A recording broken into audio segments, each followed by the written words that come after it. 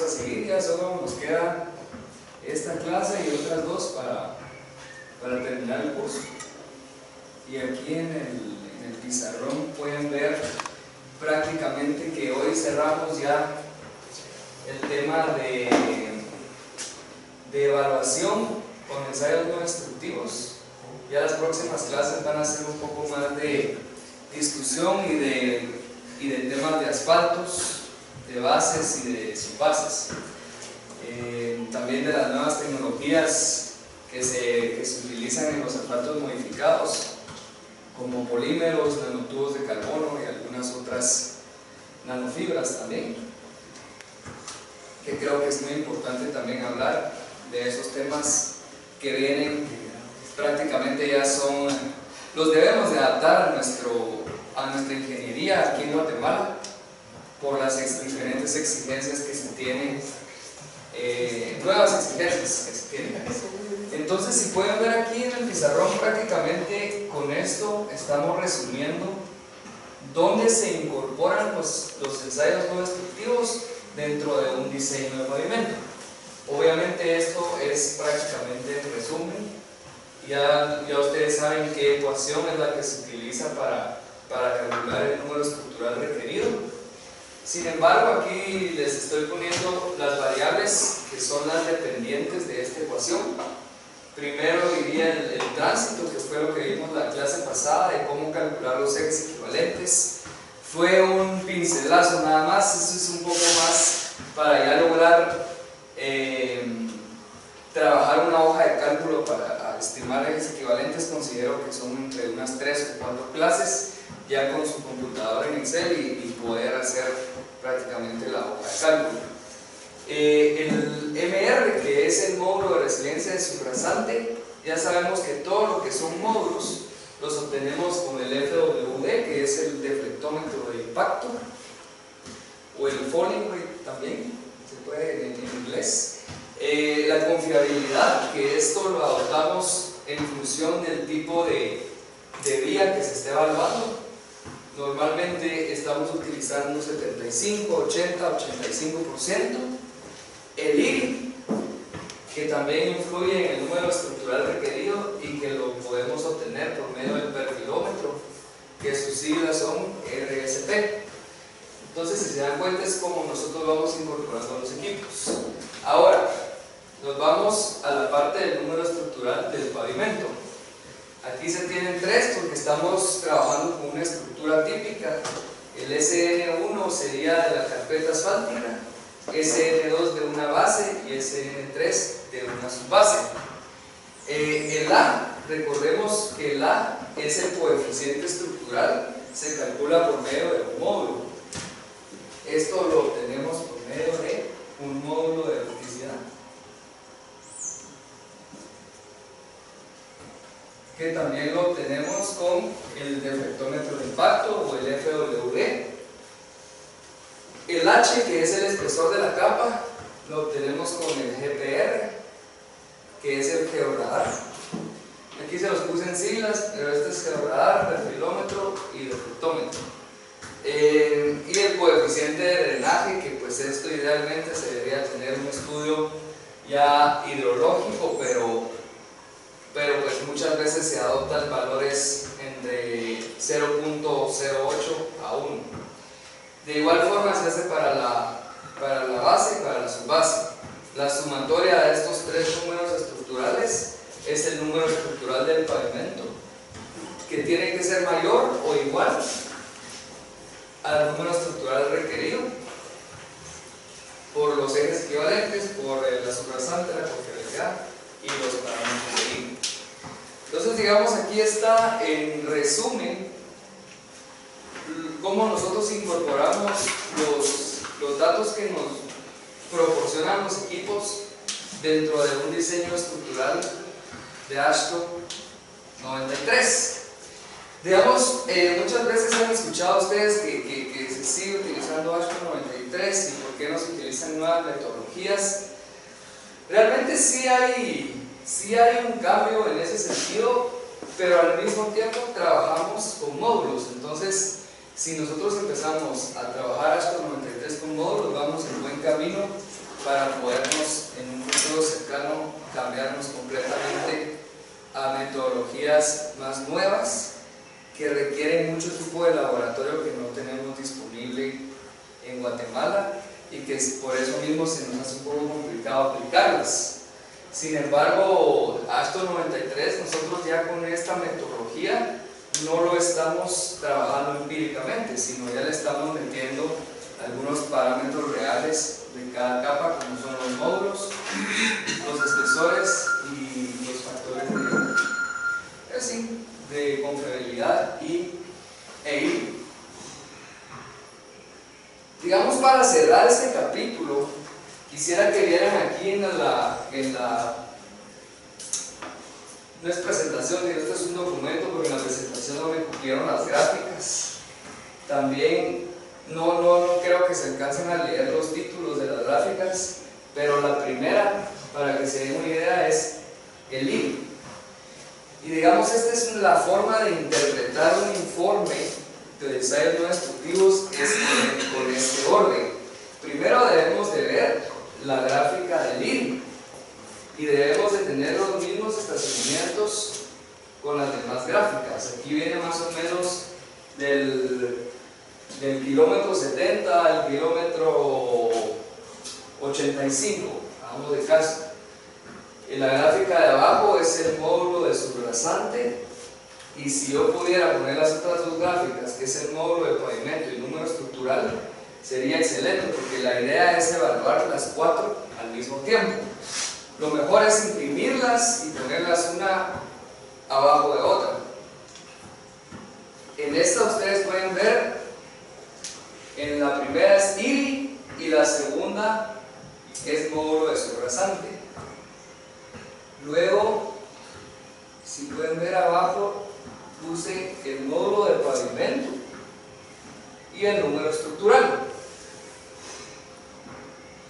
Cada una de esas gráficas tiene definidos sus propios sectores homogéneos. Entonces, ¿cómo voy a yo combinarlas para lograr hacer mi diseño estructural estadísticamente? Realmente estamos trabajando con estadística y eso es lo bonito de estas metodologías, que tenemos mucha información. Por ejemplo, si nosotros vamos a ver cómo se debe de trabajar de la siguiente forma. Las líneas verdes verticales corresponden a los tramos homogéneos del IRI, que es la primera gráfica que se está analizando. Si se dan cuenta que hay un quiebre en el IRI, aquí está el otro quiebre. Esas son las líneas verdes verticales. Las líneas amarillas corresponden a los tramos homogéneos del módulo de subrasante. Y luego, lástima que no podemos ver las cuatro de corrido, pero ya en la parte de abajo incorporo una línea negra que es el quiebre entre módulo de pavimento y número estructural. Como el número de estructural es dependiente del módulo de pavimento, por lo general, lo diría que en un 90%, 95% siempre van a tener la misma gráfica o el mismo tramo homogéneo. Entonces, aquí, si se dan cuenta, tenemos las cuatro gráficas interpretadas. La línea verde era el tramo homogéneo que traía arriba del IRI. La línea anaranjada es el de la subrasante y la línea negra nos corresponde al pavimento, módulo de pavimento, que es uno estructural también. Y realmente mis secciones homogéneas serían las siguientes. Primera sección homogénea, del kilómetro, vamos, es como 68 al kilómetro 71,800, por ejemplo. Segunda sección homogénea, a la anaranjada. Tercera sección a la negra, cuarta sección a la verde, quinta sección a la naranja. Eso nos va a permitir tener ya los valores de cada una de las gráficas en las secciones homogéneas. Obviamente, en este tramo tan pequeño, por no es práctico trabajar con el campo. Entonces normalmente pues de aquí para acá pues se unifica o se hace un diseño solamente de aquí hasta el verde, trabajando con el tramo digamos más crítico para cuidarnos las espaldas, y con eso pues ya eliminamos esa sección corta. Por ejemplo, si nosotros tendríamos que trabajar aquí las secciones homogéneas, estaríamos hablando de la primera sección. Vamos a trabajarlas con esta mejor.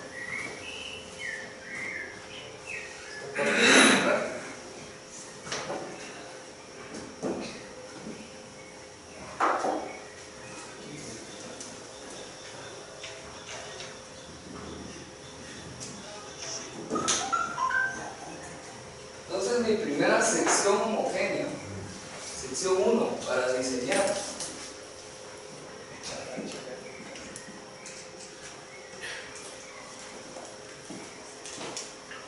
es la del inicio del tramo. Hagamos de cuenta que estamos en el 69 al 72. Entonces yo pongo aquí kilometraje inicial 69, kilometraje final 72. ¿Cuál es mi longitud? Son 3 kilómetros. Esos 3 kilómetros tienen un módulo de subrasante que vamos a respetar la línea verde, ¿verdad? Porque estamos analizando del inicio a la línea verde. Pues vamos a ir arriba y vamos a ver que la subrasante que se tiene aquí, subrasante promedio, se tienen 5000 PSI del módulo. Entonces es MR 5000 PSI. Luego vamos a buscar el EP. Perdón, primero antes del MR tenía que ver el valor de mi. Vamos a poner mi valor de mi.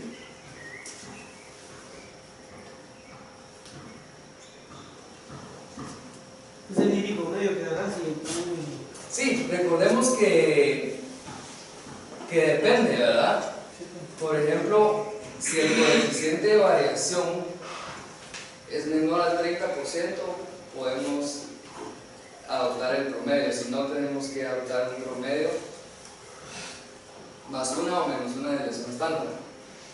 Entonces, si nos vamos a ver el valor de IRI, antes me pasé a subrasante primero, pero el valor de IRI del inicio a la primera sección es de 6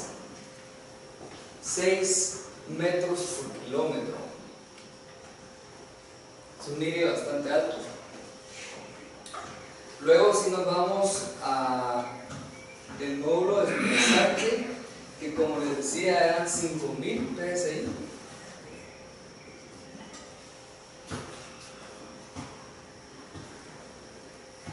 Luego nos vamos a ver el módulo de pavimento y el número estructural. El módulo de pavimento, respetando todavía la primera sección homogénea, es de 20.000 PSI, y finalmente el número estructural es de 2.5.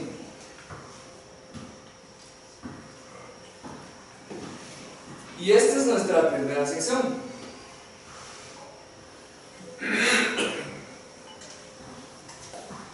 ¿Qué podríamos concluir de esta sección? Y aquí es donde nos vamos a dar cuenta de por qué evaluamos primero el IRI.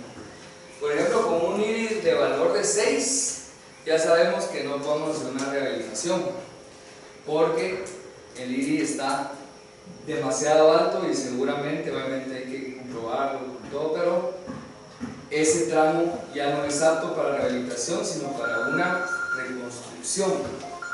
Entonces ahí es donde aplicaría, digamos, un recuperado del pavimento existente. Segunda variable que voy a ver es mi subrasante. 5000 PSI es algo baja, realmente seguramente es un limo con poca arcilla. El módulo de pavimento 20000 está bastante bajo, normalmente debería estar arriba de 35000. Y esto me viene a comprobar de que mi IRI alto ya me destruyó mi módulo de pavimento. Entonces ahí es donde logro yo combinar ambas. Un IRI alto normalmente tiene un módulo de pavimento bajo, porque pues obviamente ya la vida útil del tramo llegó a su final y la acumulación de deformaciones plásticas es bastante. Y el número estructural, que también pues es bastante bajo, aunque esto está en función de los espesores. Nos vamos a la sección 2, que este es completamente lo contrario. Si nos vamos a la sección 2, que sería de mi línea verde, que ahora es mi kilómetro 72, mi estación inicial, nos vamos a ir a la María. Estamos hablando del kilómetro 74. Los estoy haciendo redondeados solo por facilidad del ejemplo. Estamos hablando de 2 kilómetros.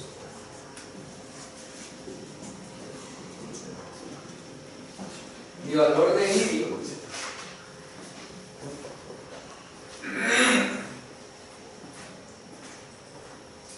a la línea anaranjada es de 3.8. Mi módulo de subrasante es de 5000, se mantiene, es el mismo. 3.8 metros por kilómetro, 5000 PSI, y el módulo de pavimento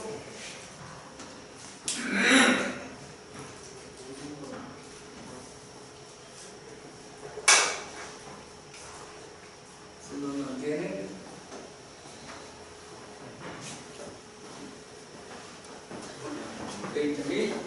y de 2.5.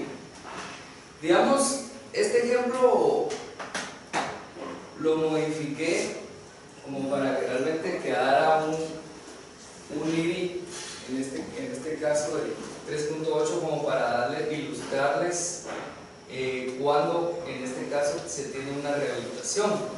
Por ejemplo, aquí en esta sección entraría en rehabilitación, por lo tanto se puede hacer un fresado y un colocado de una sobrecapa sin ningún problema, siempre y cuando se haga una corrección de las fallas y un saneado donde se necesite. Normalmente, y seguramente eso lo van a encontrar, este módulo va a ser de unos 35.000 PSI, y este número estructural va a tener probablemente un 3.8, que coincide con que nuestro IRI aquí está en buenas condiciones. Es una vía que todavía está en servicio. Digamos, ahorita nos tocaría calcular la sección número 3 y la sección número 4. El problema es que la sección número 3, digamos, es del 74 al 74 más 500. Son 500 metros que yo tendría que aplicarles un diseño solo a ellos. Damos de caso que este también se nos subió a 6.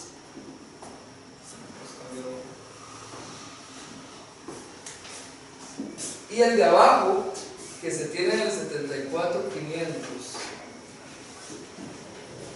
al 82,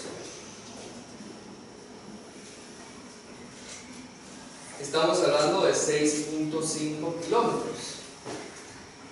Entonces a lo que vamos es que esto me va a pedir otra estructura, estos 500 metros, que estos 6.5. Sí. 8.5.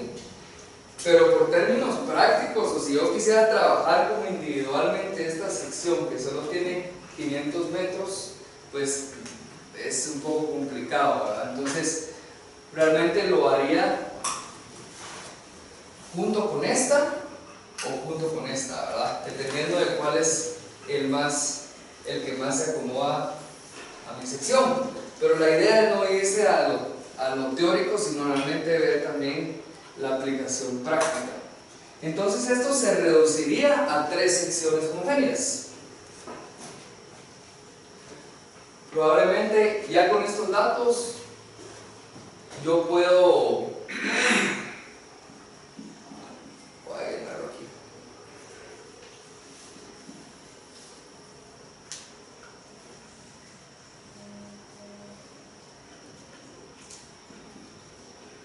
Por ejemplo, aquí tengo ya mis 13, que esta se convierte en la sección 3. Y ya estoy listo para hacer mi diseño. Entonces, ¿qué pasaría? En la sección 1 puedo proponer 3 kilómetros de recuperado de pavimento existente. En la sección 2 tengo 2 kilómetros de rehabilitación, en donde solo se necesita un fresado y un colocado de una sobrecapa. Y en la sección 3, nuevamente, 8.5 kilómetros de una recuperación del pavimento existente. Entonces es así donde realmente el presupuesto se puede distribuir técnicamente bien. O sea, no es lo mismo que yo le meta, por ejemplo, 8 centímetros a todo, cuando en realidad, o que le meta, digamos, un recuperado a todo y 8 centímetros parejo de carpeta asfáltica. En realidad el recuperado solo lo necesitaba en estas 2 secciones. Y aquí era simplemente un fresado de 2-3 centímetros y un colocado de una sobrecapa. Entonces sería realmente un presupuesto desperdiciado si se le daría la misma receta a las 3 secciones homogéneas que se determinan. Entonces, bueno, básicamente eso era para terminar con este tema, y les traigo una presentación preparada que habla un poquito más de cómo viene ahora a nivel, digamos, cómo se vienen desarrollando las diferentes metodologías de ensayo, de asfaltos, tecnologías. Tenemos 2 mecanismos de falla en un pavimento flexible, que son los más importantes. Digamos, el primero es el abollamiento o la deformación permanente, que normalmente se presenta en altas temperaturas, normalmente por un asfalto que no es el adecuado para las temperaturas que se tienen en el campo o en la región donde se está aplicando el diseño. Esto sucede en las mezclas jóvenes. A diferencia de la fatiga o la carga cíclica que ocurre normalmente a bajas temperaturas o a mediano o largo plazo, cuando ya se han acumulado ejes equivalentes y pues la carpeta falla por la acumulación de cargas cíclicas. Aquí hay una problemática y unos objetivos. Primero, la evolución de los materiales es sumamente importante para la durabilidad de los pavimentos, ya que estamos sometidos ahora a nuevas exigencias de carga que no son suficientes ya los materiales convencionales que se han venido usando. Se busca un material idóneo en el tema de los asfaltos modificados, por ejemplo, y que al mismo tiempo pues se cumpla con una economía o un presupuesto pues adecuado, y yo pienso que la única forma de poderlo distribuir bien es por medio de secciones homogéneas. Y el aprovechamiento de residuos industriales, que eso pues también se ha venido trabajando. Porque es importante aplicar la tecnología en la infraestructura vial. Como mencionábamos en la clase anterior, en caminos existe una una clasificación de pesos y dimensiones de los diferentes vehículos que probablemente ya está bastante descentralizada. Se le están asignando pesos traseros y pesos delanteros que probablemente ya se quedan cortos y por eso lo vamos ajustando en los factores de agresión. Luego, el alto tránsito vehicular y características de materiales del sitio, conocer cómo se están desempeñando los materiales. Deben de existir métodos eficientes, métodos económicos y confiables.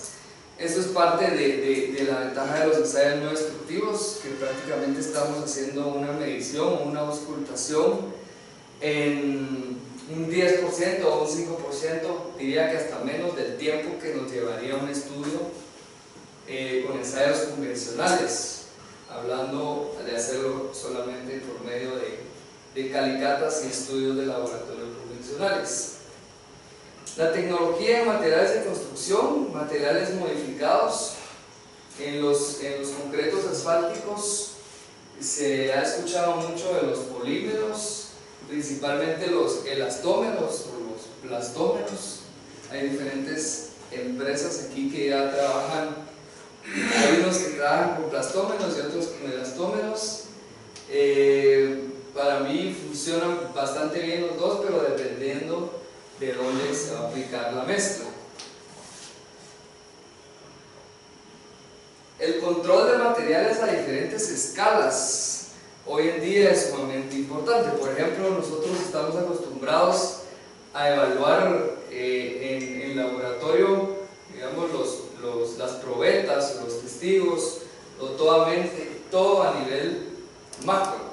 Sin embargo, ya existen microscopías en donde podemos nosotros evaluar cómo se están comportando los materiales a nivel micro y a nivel nano, que es nanométrico. Entonces, empezar con materiales, si nosotros incorporamos materiales nanométricos, vamos a empezar a contrarrestar las nanofisuras, que después se convierten en microfisuras y después se convierten en macrofisuras y en agrietamientos. Entonces es importante también saber de que no solamente se puede modificar con la escala macro. Luego el aprovechamiento de subproductos de la industria, sumamente importante también, digamos, más que todo en el primer mundo, que ya es una exigencia.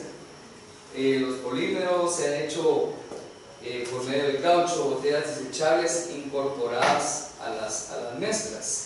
Las nanofibras de carbono, por ejemplo, se obtienen por el método de dióxido de carbono, por el método de descomposición del metano, y su subproducto es el hidrógeno.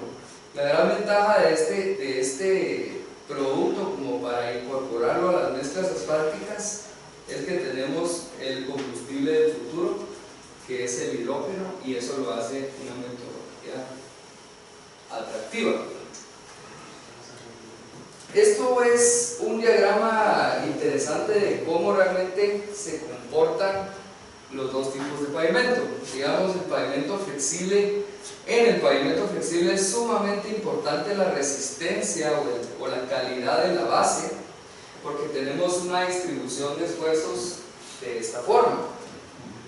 O sea, en este caso, la disipación de los esfuerzos involucra a la carpeta, a la base y a la subbase, para que no llegue subrasante.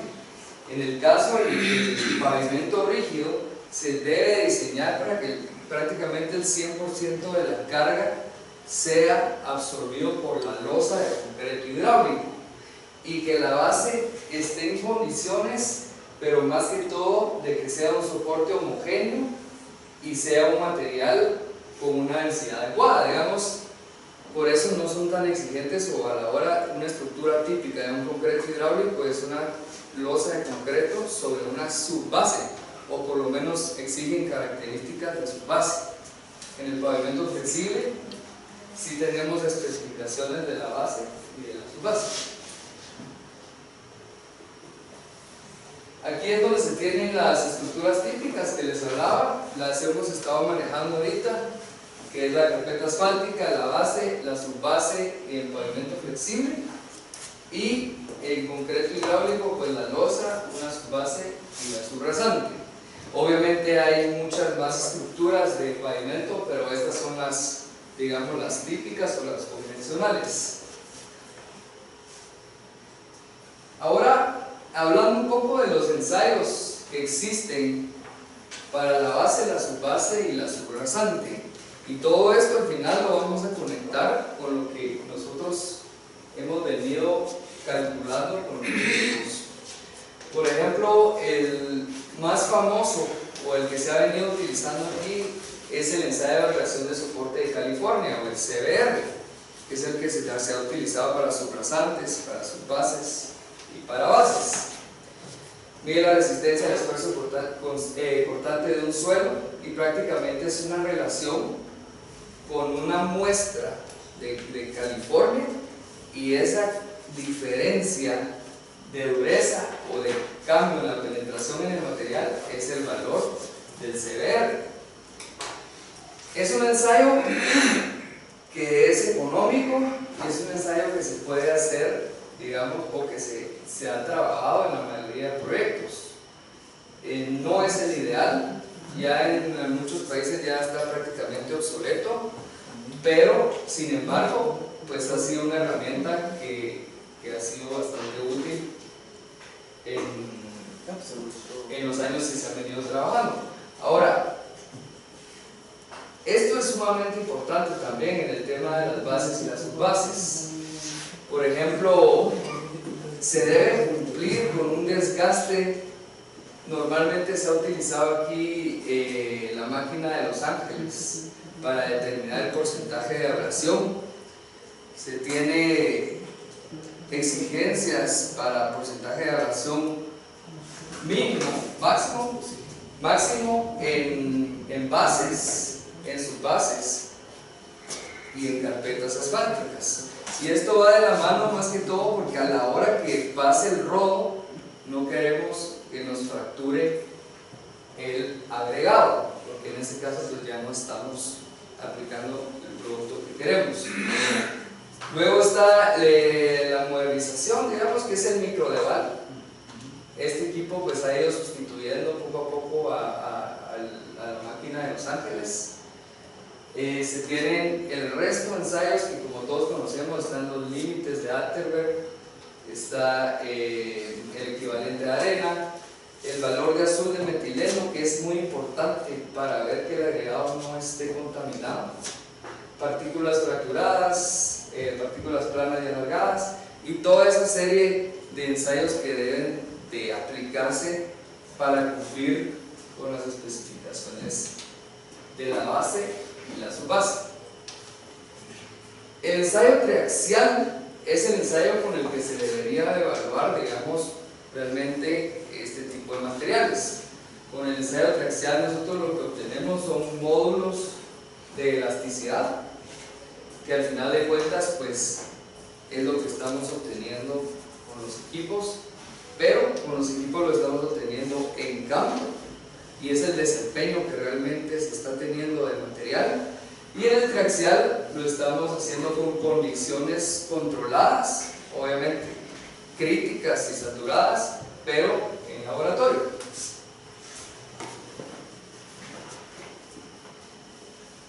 Ahora vamos a hablar a lo que realmente nos interesa ahorita en el tema de asfaltos, el cemento asfáltico, y cómo es de importante involucrarlo a una matriz de agregados pétreos para tener una buena mezcla. Digamos, este cuadro sinóptico aquí es donde ustedes pueden ver la caracterización que se debe de hacer solamente al cemento asfáltico. Estamos hablando solo del asfalto.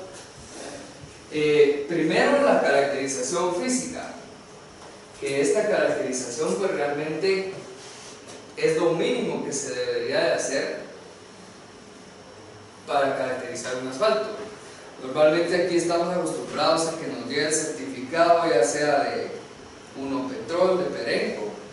Viene el certificado de los ensayos que probablemente se hicieron hace un año, 7 meses, 8 meses, y ese ensayo y ese grupo de ensayos se aplica para todas las pipas, y realmente no es así. O sea, las producciones también o las pipas van teniendo bastantes cambios y se debería tener un sistema estadístico para el muestreo de estas pipas y hacerle esta serie de ensayos, y si no cumplen, pues devolver la pipa, porque digamos debería de enviarse un galón previo a la llegada de la pipa para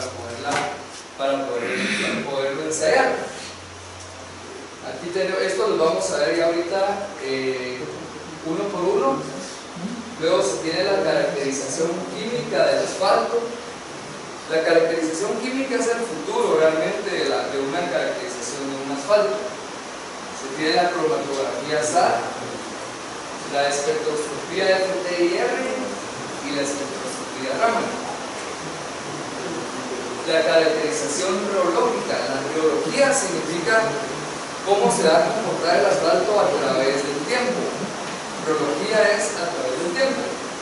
Entonces aquí básicamente utilizamos equipos para envejecer el asfalto. El RTFOT, no sé si han visto, que es prácticamente un horno giratorio que simula la colocada de la mezcla en campo y todo lo que se puede ir oxidando o envejeciendo. El PAP es un equipo que permite simular el comportamiento del asfalto de 5 a 7 años adelante. Entonces es sumamente importante en ese sentido. Después está la clasificación PG, que es el grado de desempeño, que es lo más nuevo que existe en clasificación de asfalto. Es metodología SuperPay. La idea es irse separando ya de Marshall, que Marshall contempla toda esta serie de ensayos, y esto ya es lo que viene nuevo en SuperPay. Entonces se tiene la clasificación PG, que también involucra estos dos ensayos, que nos vamos a ver cómo es que funciona cada uno de ellos, el MSCR y el LAS. Aquí tienen algunas normativas. En este caso el guías es colombiano, ASTM y ASHTO, en donde pueden ver las normativas de cada uno de los ensayos de caracterización física. Hay empresas que tengan todo el equipo para realizar estos ensayos. ¿Y qué tiempo llevan? Porque como dices que hay que hacerlo preferiblemente, pues cada vez que cuando llegue una pipa va a tomar un muestreo. Entonces, ¿qué tiempo llevan esos ensayos? Por ejemplo, nosotros normalmente lo hemos hecho entre cada 5 o 6 pipas, dependiendo de la llegada de las pipas, pero hay empresas más o menos entre unas 4 o 5 empresas en Guatemala que tienen toda esta serie de ensayos.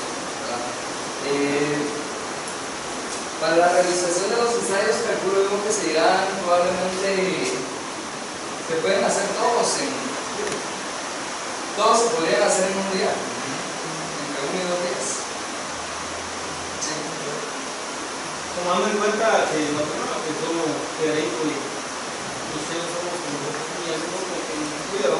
El problema es que, por ejemplo, ellos muchas veces no tienen también esos ensayos, ¿verdad? Entonces, hay un descontrol. La pregunta que tengo más es,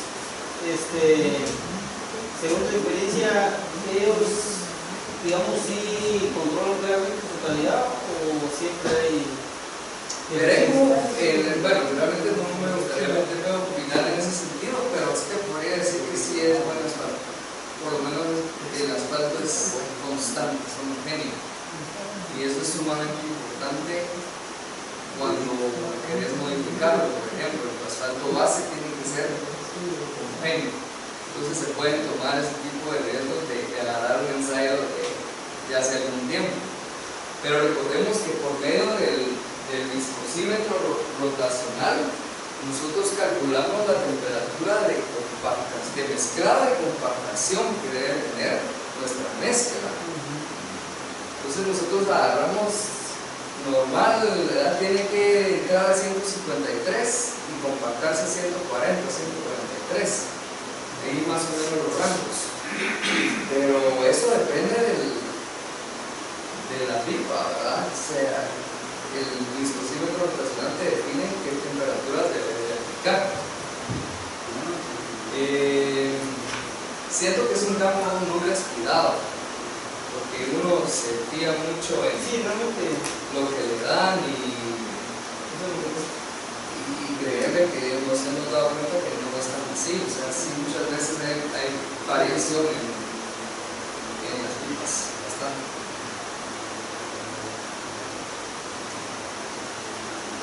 Digamos, este es un ensayo relativamente económico que se puede tener para caracterizar un asfalto por penetración. Esto es como lo más básico para caracterizar un asfalto. Estamos hablando de un AC20 o un AC30, podría por penetración ser un 60-70. Esa es más o menos la relación. Luego se tiene el ensayo de ductilidad. Como pueden ver, prácticamente se agarra una muestra de asfalto y se estira, y en el momento que esta rompe, ese es el valor que se da de ductilidad. Y aquí nosotros podemos también medir la recuperación elástica que tiene el acero o el asfalto.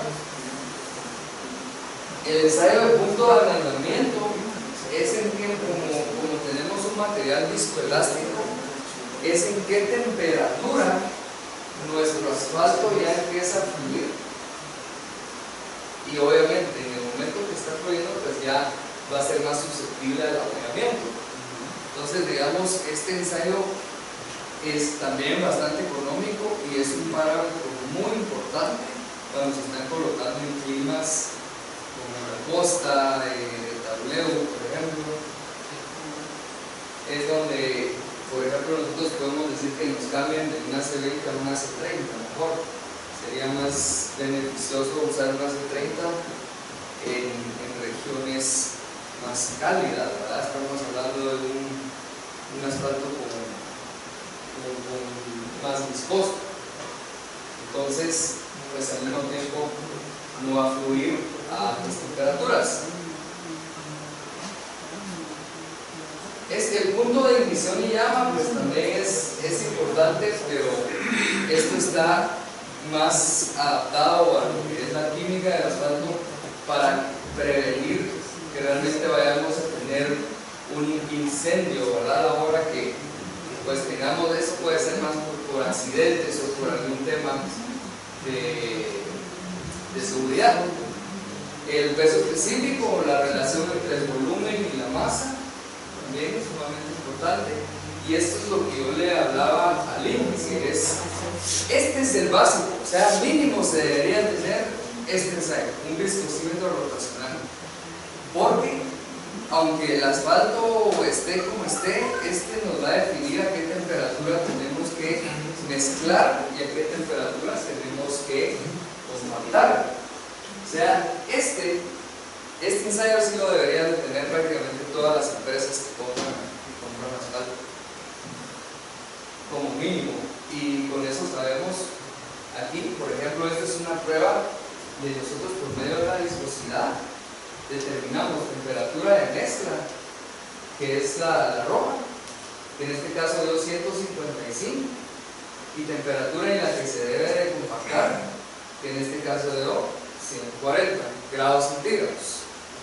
Entonces esa es la facilidad y realmente es como se debe determinar esas temperaturas. Y recordemos que si no se aplican estas temperaturas, pues probablemente las densidades no nos van a dar y la resistencia se nos va a ir al piso, y de nada nos sirvió haber trabajado muy bien todo abajo si la colocación de la mezcla pues no está en las temperaturas adecuadas. Entonces ya queda la media presentación, creo que podemos ir a a tomar algo y a comer algo y después ya regresamos. Gracias. ¿Ustedes allá también? Sí. Hay como 2 o 3 equipos de estos en Guatemala, que también es sumamente importante tenerlo. Digamos, aquí se tiene todo el set de caracterización física del asfalto y las especificaciones pues, que se deberían de cumplir en algunos casos. Si nos vamos ya un poquito más a la caracterización química, que también es muy importante, se tienen 2 ensayos que se pueden mandar a pedir a los laboratorios de la NAM en Costa Rica. El primero, el equipo se llama, es para cromatografía SAR, digamos, al final de cuentas, el Yatroscan se llama el equipo. Si no estoy mal es con I, Yatroscan. Y la microscopía de fuerza atómica es una microscopía. El laboratorio de la NAME realmente es impresionante. El equipo que tiene a nivel mundial es muy reconocido. Se mantienen completamente saturados. Prácticamente les piden ensayos desde Sudamérica, toda Centroamérica y hasta en Estados Unidos también les han pedido a la gente de la NAME. ¿Cuál es la importancia de estos 2 ensayos? Digamos, el asfalto está compuesto por asfaltenos, resinas, aromáticos y saturados. Es por eso que se llama SARA. La S de saturados, asfaltenos A, resinas R y aromáticos A otra vez. Nosotros, sí, cuando tenemos ciertos porcentajes característicos de cada uno de estos 4 componentes en el asfalto, previo a la colocación o a la producción, nosotros volvemos a hacer este ensayo y básicamente, si nos cambian los porcentajes, podemos definir qué tan envejecido está el asfalto. Entonces, muchas veces, así viéndolo prácticamente, hay veces que en producción dicen, miren, la temperatura de la mezcla, esto pasa mucho en asfaltos modificados, está saliendo a 170, 175 grados centígrados, porque es que con eso logramos una producción más eficiente y digamos las toneladas por hora son mucho mayores, ¿verdad? Pero el problema es que están envejeciendo el asfalto y le están quitando vida útil al pavimento, o sea, todo al final va enlazado, todo influye en el tema de la vida útil. Entonces, digamos, este ensayo, que tampoco, digamos, no es barato, pero si ustedes alguna vez tuvieran una duda de que si la temperatura de producción está muy alta para ese asfalto, lo ideal es que tomen una muestra previo a la producción y una después y vean cómo cambiaron estos porcentajes. Si se mantienen muy parecidos, no hay envejecimiento. Si cambian mucho, tenemos envejecimiento y pues prácticamente le estamos disminuyendo vida útil. Perdón, Rodrigo, pero digamos, sí, previo a la producción serían todavía los agregados. Digamos, previo a la producción sería cuando todavía está en la pipa. Que se pudiera mezclar el asfalto. Solo el asfalto, el bitumen, digamos. Normalmente en producción mandan 1 galón o 2 galones que vienen junto con la pipa, pero idealmente también debería demostrarse la pipa, porque pues no sé qué tan confiables serán en casa. Esos deben de tener ya una bodega de galones que ni siquiera son de representativos de esa pipa, ¿verdad? Supuestamente ellos a la hora de cargar las pipas se les facilita pues todo ese tema de muestreo, llenan el galón y lo mandan. Esto representa ese tipo. Así debería ser. Pero entonces nosotros deberíamos de tomar un SARA previo a la, o digamos en el muestreo de la pipa, en donde el asfalto viene, bueno, sí, obviamente ya viene envejecidos porque ya lo recalentaron o saber a qué temperatura lo manejaron, pero es un excelente control de calidad que podemos llevar del material que nos están dando. Ahora, existe otro que es la microscopía de fuerza atómica, que también es un producto, es un ensayo que lo hacen en la NAME, y esto funciona para los asfaltos modificados. Digamos, nosotros como ingenieros civiles muchas veces nos engañan los químicos, ¿verdad? Viene un químico y dice ese asfalto está bien modificado y si hay clavos con el asfalto modificado es problema de ustedes que no lo están manejando bien, que no lo están compactando a las temperaturas que son. Siempre buscan excusas, pero muchas veces el asfalto viene mal modificado y tiene una separación de fases entre el polímero y el asfalto. Puede ser que no sean afines o que no sea realmente el modificador adecuado para ese asfalto. Muy difícil. Digamos, el SEM, que es el de barrido electrónico, sirve más para ver la morfología, que es la forma de, por ejemplo, fibras y poder buscar un modificador a nanoscala. De eso vamos a ver ahorita. Entonces, regresando a la microscopía de fuerza atómica, y realmente así les llaman a estas, les llaman las abejas. Y por medio de la interpretación o la dispersión de las abejas, nosotros podemos ver si el asfalto está bien modificado. Y como ingenieros civiles tenemos un parámetro para poderle decir al modificador, ya sea, no sé, los que modifican en Guatemala, Asfalca en El Salvador, y hay otros 2 o 3 empresas que también modifican, Padegua.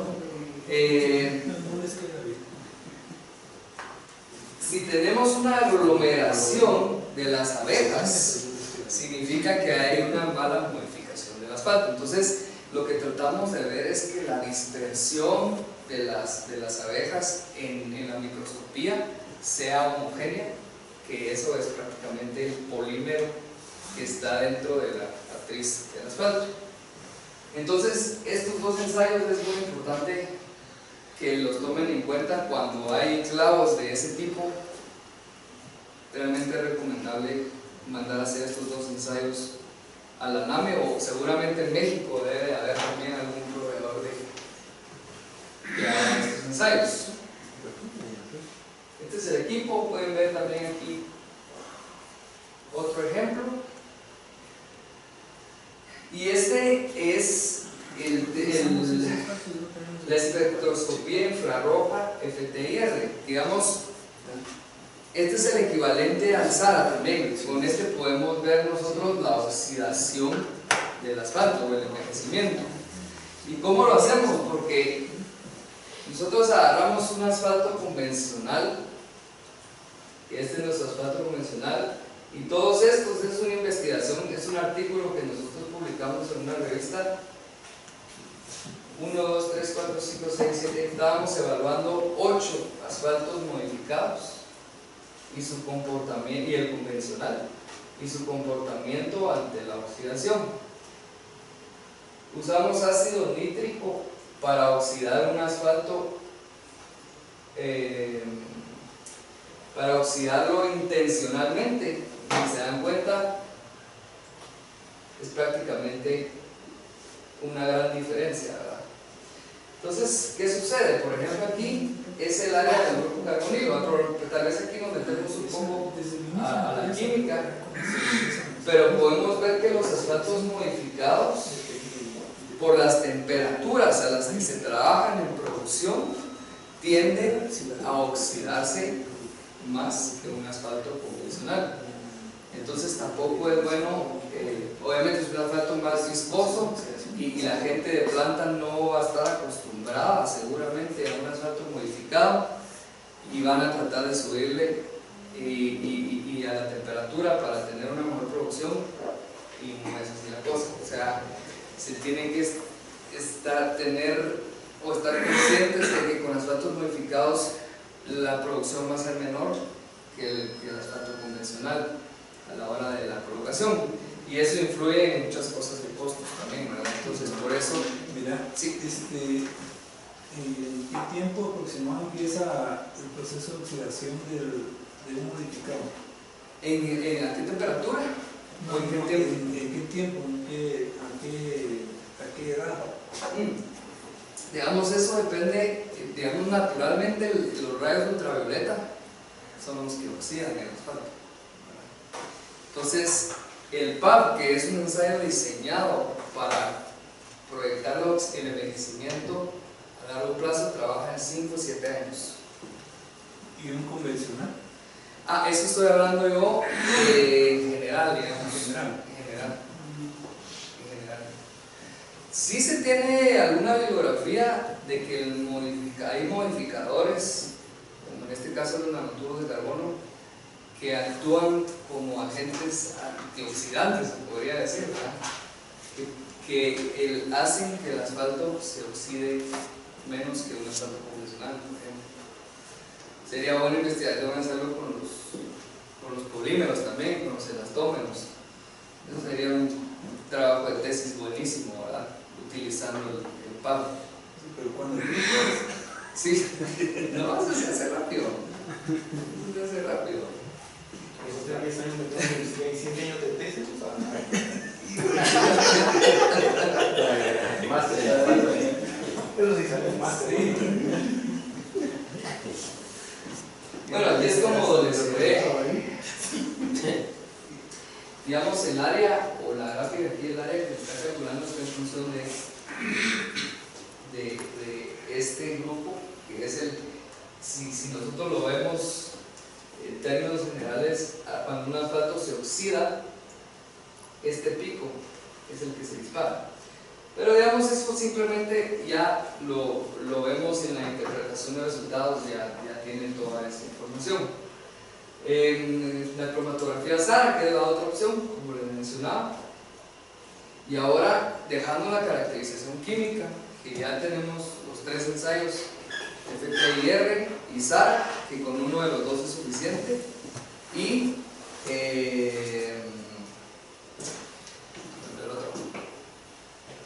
la microscopía de fuerza atómica, que es para ver la dispersión del polímero. Ahora nos vamos a la caracterización reológica, que realmente la debería haber puesto antes de la química, porque esta sí se tiene que utilizar ya, y la química pues ya es la más nueva, ¿verdad? Entonces, este es el equipo, el famoso reómetro de corte dinámico, es el DSR. Este equipo, ese sí es sumamente importante que se tenga aquí en Guatemala. Por lo menos una empresa que lo pueda comprar sería excelente para poder caracterizar asfaltos. O sea, con eso uno puede ya pasarse a SuperPay y realmente ver qué tipo de asfaltos son los que se está trabajando. Es un corte rotacional, realmente es un esfuerzo más adecuado a cómo se debe evaluar el asfalto. ¿Cómo funciona? Por medio de temperaturas. Por ejemplo, esta es la misma investigación. El blanco es el asfalto convencional y los otros son los asfaltos modificados que se estaban evaluando. Entonces, si se dan cuenta, a 58 grados todos están cumpliendo. Obviamente el convencional pues estaba un poquito abajo junto con otro modificado. Cuando ya lo evaluamos a 64 grados centígrados, ya nuestro convencional empieza a acercarse a la línea límite, y en 70 prácticamente ninguno cumple. Este está por cumplir, este modificado está casi que en el límite. ¿Qué quiere decir eso? Que nosotros, como grado de desempeño de nuestro asfalto, tenemos un 64. Un 64 nos cumple. Sin embargo, esto es aplicándolo a un asfalto sin envejecer o sin hacer la simulación de envejecimiento. Aquí, que este es el otro parámetro que piden, es ya habiéndolo pasado en el horno rotacional, envejeciendo el asfalto, y se hacen las pruebas a 58, 64, 70 grados centígrados, y en este caso, si se dan cuenta, el convencional ya no cumple para 64, y el resto de modificados sí está cumpliendo. Entonces, este es el valor que realmente se debe,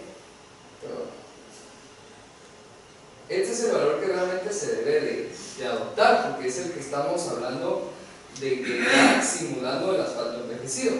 Entonces, nuestro asfalto modificado sería un PG 64 y el asfalto convencional un 58, ¿verdad? Quiere decir que nuestro asfalto modificado va a ser más apto para altas temperaturas, no va a acumular formaciones plásticas. Solo manejan con parámetros de 6 grados centígrados. De 6 en 6. De 6 en 6. Por Eso eso. podría decir un PG de 60 para un convencional. Lo tengo que trabajar hasta el 58. Sí. Sí, va de 6 en 6 en la repetición. Entonces, 58, 64, 70.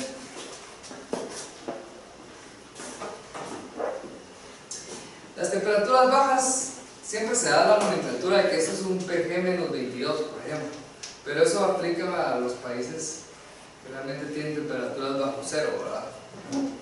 Nosotros podemos dar cualquier temperatura en ese sentido, porque no nos interesaría adaptarle, que es un nitrógeno líquido, que hay que adaptarle al equipo para enfriarlo a esas temperaturas bajas.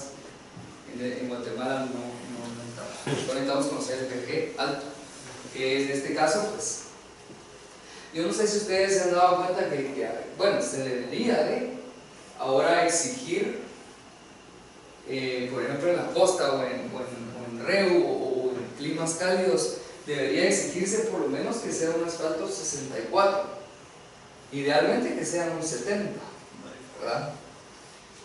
Digamos, en los nanotubos de carbono, en este caso las mezclas están modificadas con nanotubos de carbono, no cumplen con el 70, pero si yo le meto elastómeros, le meto polímeros a esto, los polímeros fácilmente cumplen con el 70 y hasta 76 a veces. Entonces, nuestros asfaltos modificados deberían empezar a aplicarse ya en nuestras regiones más cálidas. Luego, esto es para temperaturas bajas, porque no vamos a tocar. Tenemos este otro ensayo, que es el MSCR. Entonces, digamos, cuando hablemos de asfaltos caracterizados radiológicamente, vamos a dar un parámetro PG, que es grado de desempeño.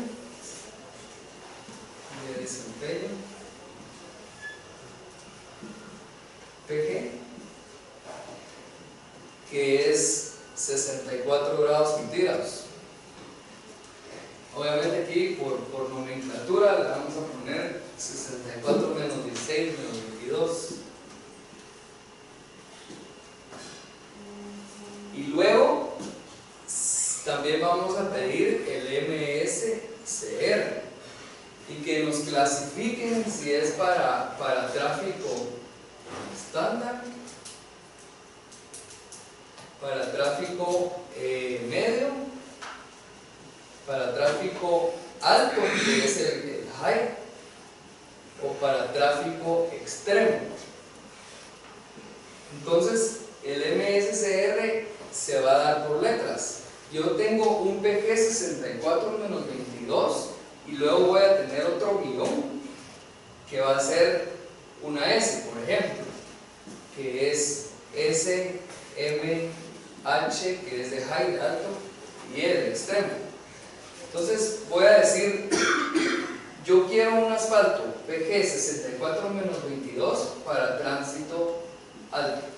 Entonces realmente la clasificación que se debería dar en unas bases, por ejemplo, para el asfalto, sería, necesito que se aplique un asfalto de grado de desempeño PG 64-22H.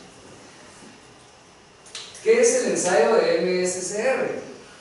Si se dan cuenta, este ensayo lo hace el mismo reómetro de corte dinámico y simula el paso de un camión a una frecuencia de 30 km por hora, digamos, que sería 10 Hz. Se hace una carga de 1 segundo y una descarga de 9 segundos, como que si estuvieran pasando los ciclos de carga. Carga de 1 segundo, descarga. Carga, espera 9 segundos, viene la otra carga, 9 segundos, y va midiendo la recuperación elástica que tiene el asfalto ante el paso de los ciclos. Entonces, si se dan cuenta, aquí son las deformaciones que se van acumulando. Cada uno de estas graditas es un ciclo de carga-descarga. Carga de 1 segundo, 9 de descanso. Carga de 1 segundo, 9 de descanso. Y aquí se van acumulando deformaciones. Si se dan cuenta, el asfalto convencional en este caso acumuló muchas más deformaciones a través de los ciclos de carga que todos los asfaltos modificados. Por ejemplo, en este caso, en esta investigación, definimos que el mejor asfalto modificado ante una recuperación elástica era este que viene aquí, el punto 33. Entonces esto es sumamente importante porque nosotros podemos tener esta caracterización que simplemente es por la temperatura, con un corte, pero este ensayo nos define si realmente tiene recuperación elástica ante las cargas. Entonces se debe un 64-22H. Por ejemplo, para aeropuertos, ahorita para el Aurora, que se hizo el recupero de diciembre, se estaba pidiendo en las bases un 76-22E. Tenía que cumplir en 76 grados centígrados con un MSCR extremo, tránsito extremo, ¿verdad? Ese tipo de asfaltos son complicadísimos de trabajar, o sea, es una modificación bastante densa. Pero bueno, eso es lo que pide la FAA. Normalmente aquí en Guatemala se trabajan 58-22 o 64-22 estándar.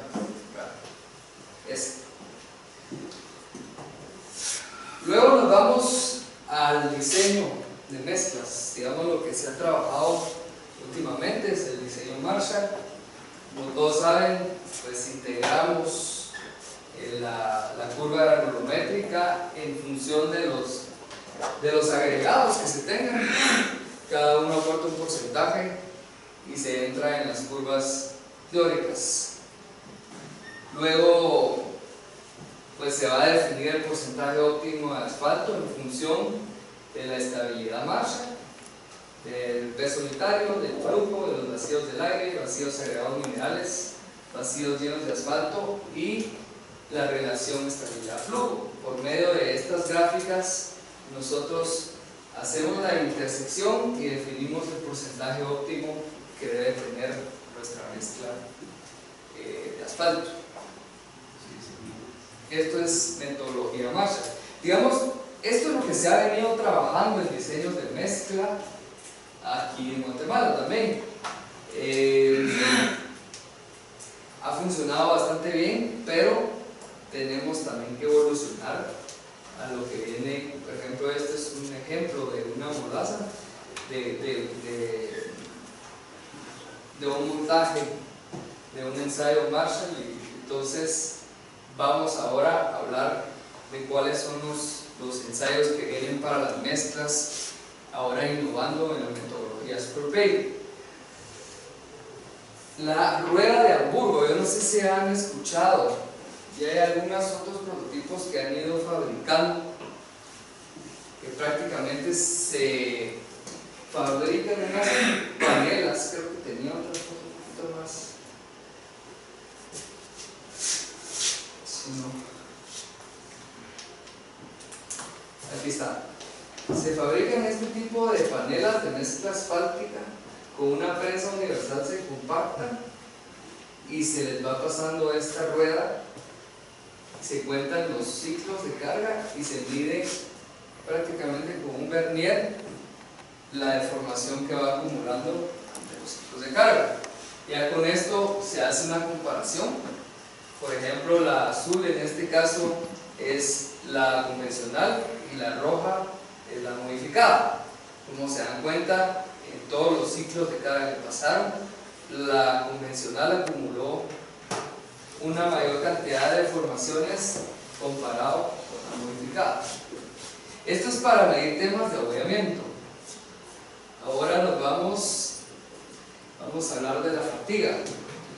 Existen estos equipos donde hay probetas trapezoidales que prácticamente se le asigna una frecuencia y va simulando los ciclos y nos dice exactamente a cuántos ciclos de carga nuestra va a fallar por fatiga. Y estas leyes de fatiga o estos parámetros de fatiga son los que entran ahora en las... estamos hablando ya de las nuevas metodologías de diseño, que es por ejemplo, el mecanicista empírico de la Ashto o el francés que les decía que tienen el libro aquí fuera.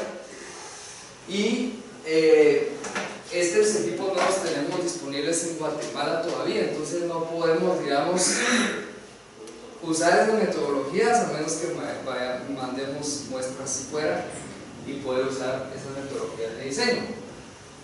Están los módulos de elasticidad o módulos resilientes, que son exactamente, pues podría decirse que los que calculamos con el deflectómetro, solo que pues en este caso se tiene el modelo de Nottingham, que es un ensayo especial para calcular los módulos. Recordemos que los módulos dependen de la temperatura y de la frecuencia. Normalmente se trabaja a una frecuencia de 10 Hz y a una temperatura en Guatemala, yo diría que se deberían de trabajar los módulos entre 30 y 25 grados centígrados. Para eso existen unas curvas que nos permiten hacer una superposición de la frecuencia con temperatura para definir nuestra temperatura de diseño. Y esos son los tres ensayos que vienen ahora no a sustituir, sino a implementar la metodología de diseño Marshall, que es la huella de Hamburgo para el abollamiento, los módulos resilientes o de elasticidad y las leyes de fatiga que se hacen por medio de estas probetas trapezoidales. Recordemos el tema de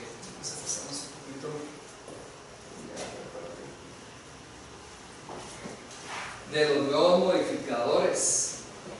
Digamos que es sumamente importante empezar a mejorar nuestros asfaltos y nuestras mezclas. No nos podemos quedar con las mismas mezclas convencionales. Y a esto es lo que quería llevar. Quería hablar un poco de lo que son las nanofibras o los nanotubos de carbono. Esto es lo que se está incorporando ahora a las mezclas asfálticas, digamos, en países como Japón y de tecnologías bastante avanzadas. Prácticamente son acomodamientos de los átomos de carbono en forma de tubos. Se tienen unos que son de menos capas y otros de más capas. Como son afines con las familias carbonosas de los asfaltos, crean enlaces prácticamente fuertísimos. O sea, estamos hablando de un módulo de ion de estos materiales de 1 terapascal. Estamos hablando de al menos 100 veces más que las aleaciones de alta resistencia del acero. Entonces con eso estamos obteniendo asfaltos modificados ya de otro nivel. Aquí es una ilustración de cómo son estos tubos, que si uno los ve es un polvo negro, porque solo se pueden ver nanométricamente.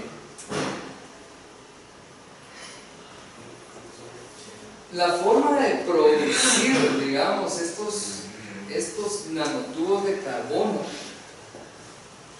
es por medio de un catalizador de níquel, cobre y aluminio. Se hace esta autocombustión, como podrán ver, y aquí les tengo un video de cómo se van produciendo. Obviamente esto es a nivel laboratorio, pero son nuevas tecnologías que también se pueden industrializar.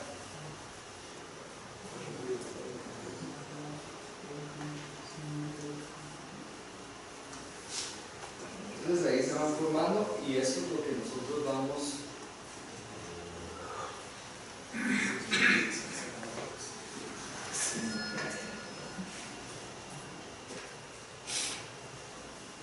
este equipo es para evaluar la forma de los tubos o de las fibras que van saliendo, porque influye mucho la cantidad de capas que tienen, la longitud, los diámetros. Creo que Cementos por eso adquirió hace poco un equipo de estos, la microscopía electrónica de IOC. Prácticamente podemos ver la forma o la morfología de los modificadores a nivel nanométrico, micrométrico, no digamos. Y este es como se logra ver, digamos, qué tan porosos son, también es muy influyente. Y estas son algunas fotografías sacadas del microscopio electrónico de barrido. Se hace una estadística de los diámetros, de las longitudes, y al final de cuentas pues ya se incorpora al asfalto para hacer las pruebas de la mezcla o de los testigos, de las briquetas.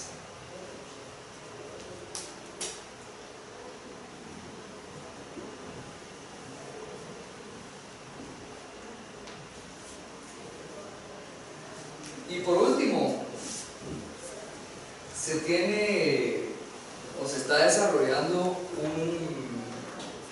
un programa de evaluación y gestión de pavimentos, en donde se pretende aplicar, digamos, todo el tema de equipos para poder dar una solución también a la red vial del país, en función del IRI y del Georradar, que son los equipos que más eficientes son, ya que vamos midiendo entre 40 y 60 kilómetros por hora. Por ejemplo, el objetivo se basa en que el tramo, el kilómetro en este punto de rehabilitación, recuerden que esta es la curva de servicio, se tiene una comparación de 1 millón de quetzales por kilómetro, es un ejemplo, y la reconstrucción se estima en 5.5 veces más costosa que la rehabilitación, y eso es lo que se pretende caracterizar dentro de este programa, o darle seguimiento a los tramos que se acaban de trabajar y darle seguimiento durante su vida útil para poderlos rehabilitar a tiempo. Creo que de esto vamos a hablar más adelante y pues vamos a seguir tocando temas de ensayos no destructivos, pero vamos a enfocarnos un poco más ahora en las últimas 2 clases a pavimentos rígidos, ya que no sé en qué momento salga el otro módulo de pavimentos rígidos, pero como para que se vayan con el paquete completo en ese sentido. Las próximas 2 clases vamos a hablar de ensayos no destructivos aplicados en concretos, en pavimentos rígidos. Entonces creo que por hoy eso es lo que les tenía preparado. Muchas gracias, feliz noche.